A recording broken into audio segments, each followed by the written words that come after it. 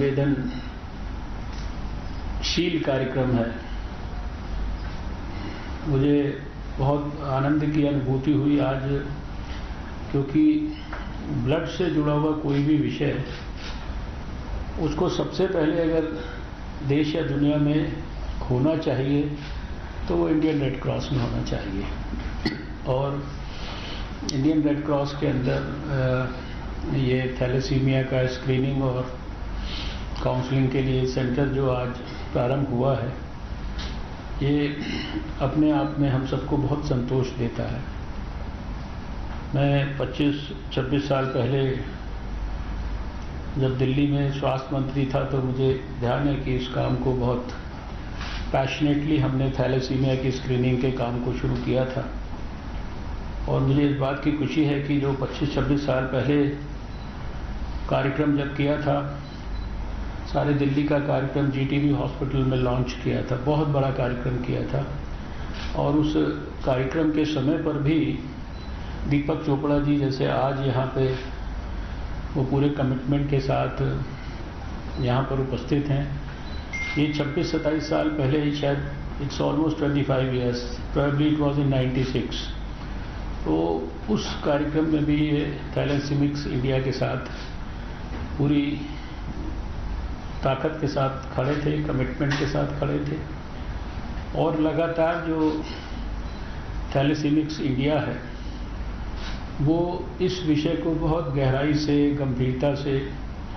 लगातार थैलेसीमिक्स बच्चों की चिंता करना और थैलेसीमिया के संदर्भ में जो प्रिवेंशन के एस्पेक्ट्स हैं, पॉजिटिव एजुकेशन देने के जो एस्पेक्ट्स हैं, उनको कभी कभी मुझे लगता है कि शायद सरकार या सरकारी संस्थाओं से ज़्यादा आगे बढ़कर शायद जो थैलेसीमिक्स इंडिया जैसी ऑर्गेनाइजेशन है वो करती है। और इस नाते जब ये आज यहाँ पर एक नया स्क्रीनिंग सेंटर खुला है तो मुझे अत्यंत संतोष की अनुभूति हो रही है। हम सब जानते हैं कि थैलेसीमिया एक प्रकार का ब्लड का डिसऑर्डर है, हीमोग्लोबिन का डिसऑर्डर है, सिकल सेल एनीमिया भी इसी प्रकार का डिसऑर्डर है, जेनेटिक डिसऑर्डर है। और सही प्रकार से अगर उसको हैंडल किया जाए, उसकी एजुकेशन ठीक से दी जाए, उसकी स्क्रीनिंग ठीक से की जाए, उसके जो कैरियर्स हैं उनकी ठीक प्रकार से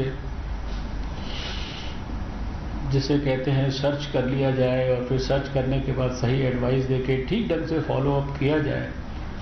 तो इस बीमारी को पूरी तरह से हम प्रिवेंट भी कर सकते हैं। मेरा ख्याल से दुनिया भर में 280 मिलियन के करीब थैलेसीमिया के, अभी ये डाटा रोज बदलते ही रहते हैं, लेकिन जो मैंने देखा आज आने से पहले तो मुझे ये जानकारी मिली कि संभवतः पूरे वर्ल्ड में 280 मिलियन थैलेसीमिक्स जो है, और उसमें करीब 42 मिलियन के करीब शायद भारत में भी। आपने भी जो जानकारियाँ उपलब्ध कराई उसके हिसाब से 1-1.5 लाख बच्चे जो है थैलेसीमिक बच्चे हमारे पास भारत में हैं। 10-15 हज़ार अभी भी छोटे बच्चे जो है इन बीमारियों को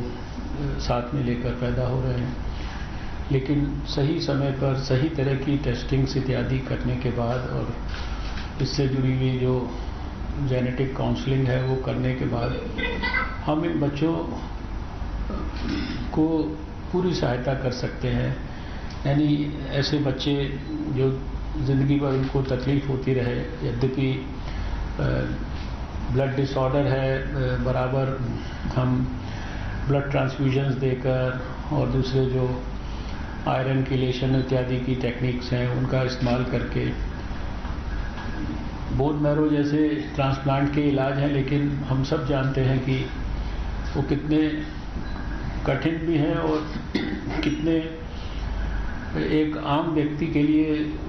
उनको अफोर्ड कर पाना जो है कितना मुश्किल है। इसलिए जिस प्रकार से हम वैक्सीन्स के मामले में जितनी वैक्सीन प्रिवेंटेबल डिजीज़ हैं ये प्रयास करते हैं कि भाई 100% हम बच्चों को वैक्सीन दे दें, कम से कम जिस चीज़ से बचाया जा सकता है उसको तो 100% बचाने का प्रयास करें। तो उस नाते ये भी एक प्रकार से ऐसी बीमारी है और इसके बारे में अभी तक भी काफ़ी सारी रिसर्च भी हुई है। किन इलाकों में ज़्यादा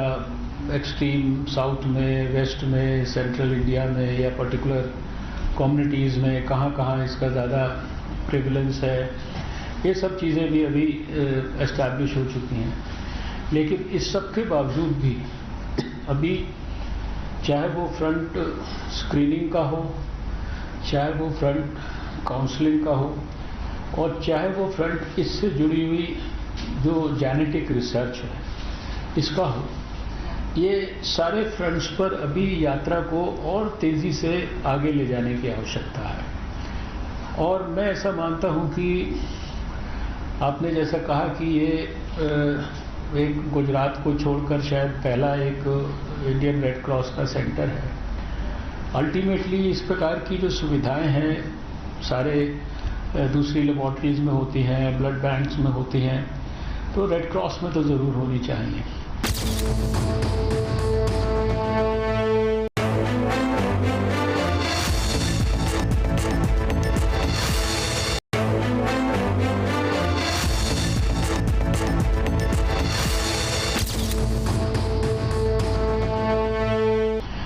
मुझे लगता है कि एक सेट टाइम फ्रेम में इंडियन रेड क्रॉस सोसाइटी को जो और उसका जो ब्लड बैंक है उसको निश्चित करना चाहिए कि इस बिल्डिंग में हम ब्लड से जुड़ी हुई तो कम से कम हर वो सुविधा जो state of the art facility के रूप में और state of the art delivery के टेक्निक्स के रूप में, जैसे अभी कोविड का चैलेंज आया तो रेड क्रॉस को कहा गया भाई अब ब्लड कम नहीं पड़ना चाहिए तो चाहे घर जाके भेज के घर में जाके उसका डोनेशन करा के ले आइए या डोनर को घर से पिकअप करके यहाँ ले आइए, घर पे छोड़ दीजिए। एक सिस्टम में मॉडिफिकेशन किया, उसको आगे बढ़ाया। तो यहाँ पर भी एक छोटा सा एक एक्सपर्ट्स का ग्रुप बनाइए। There is always scope for improving, there is always scope for becoming better than what we were yesterday और व्हाट वी आर टुडे। तो ये नहीं कि हम एक जगह पर आकर स्थिर हो गए, हमारा काम रूटीन काम जो है वो कभी सेटिस्फेक्शन नहीं देता। आज आपने अगर रूटीन के साथ एक और सीढ़ी आप चढ़े हैं तो आपको सबको, जो भी लोग यहाँ काम करते हैं, जो भी लोग इस रेड क्रॉस के साथ जुड़े हैं, उनको आनंद हो रहा है। अगर इसमें आनंद ना हो रहा होता तो ये जो लोग इतने सारे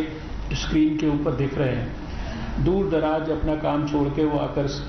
कम्युनिकेट कर रहे हैं, तो उनको सेटिस्फेक्शन ना होता, उनको खुशी ना होती। तो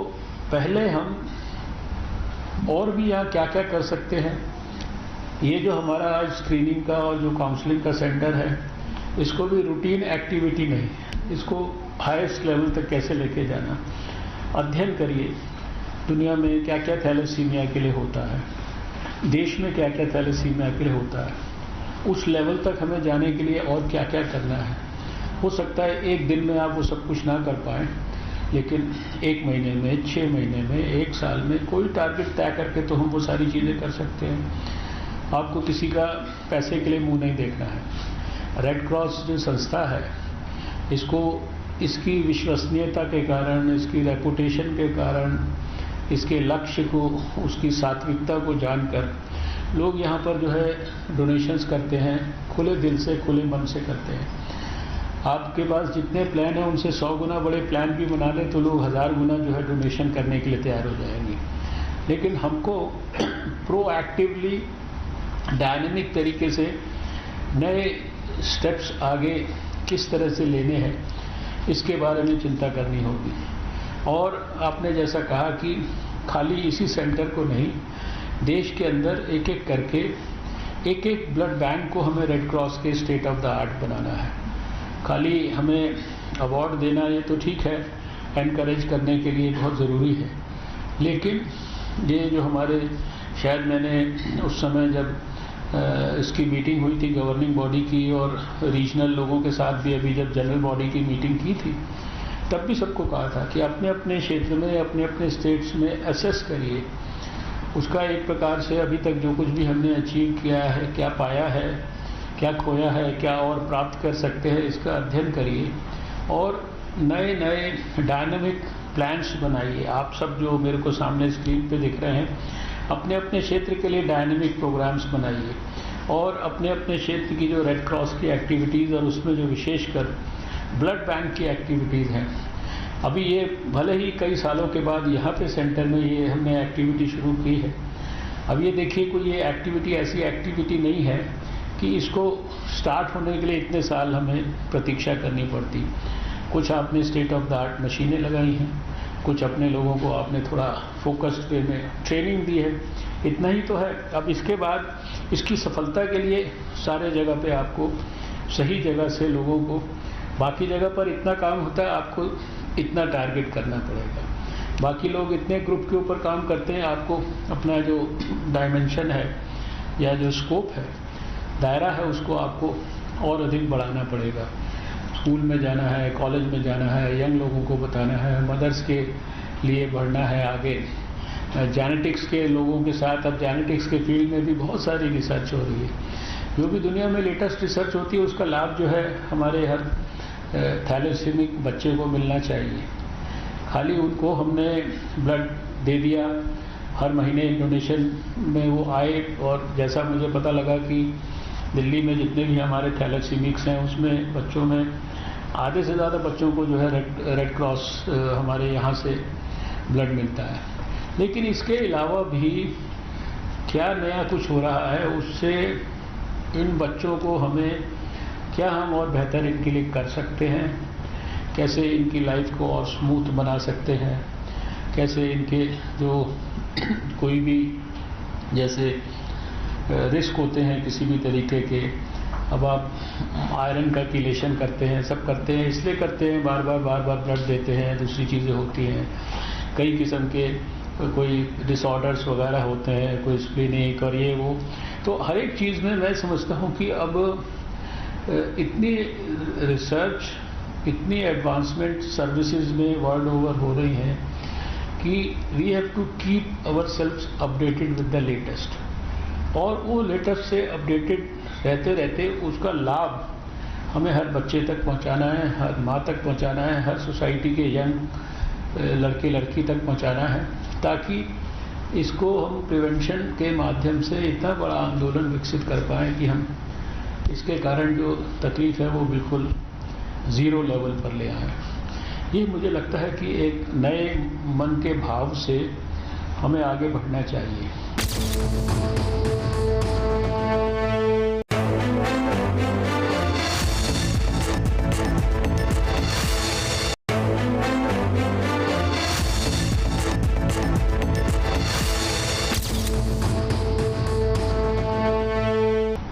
प्रधानमंत्री नरेंद्र मोदी जी भी हमारे ये कहते हैं कि 2022 तक हमें नया भारत बनाना है, और उस नए भारत को बनाने के लिए वो कहते हैं कि नए तरीके से सोचो। सारे लोग पूरे भारत के नहीं, आप जिस दायरे में काम करते हो उस दायरे के अंदर नए भारत में आप क्या बेहतर कर सकते हो, उसके लिए एक स्वप्न देखो। आप उस स्वप्न को साकार करने के लिए नए सिरे से आप काम करो, ताकि जो है हम जब